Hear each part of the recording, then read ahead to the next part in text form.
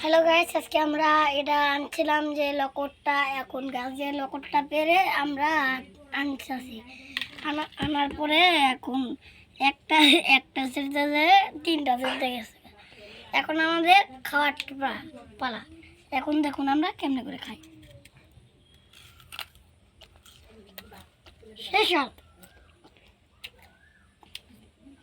সত্যি শেষ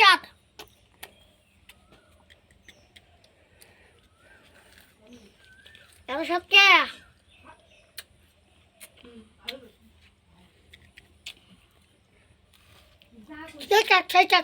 Wow.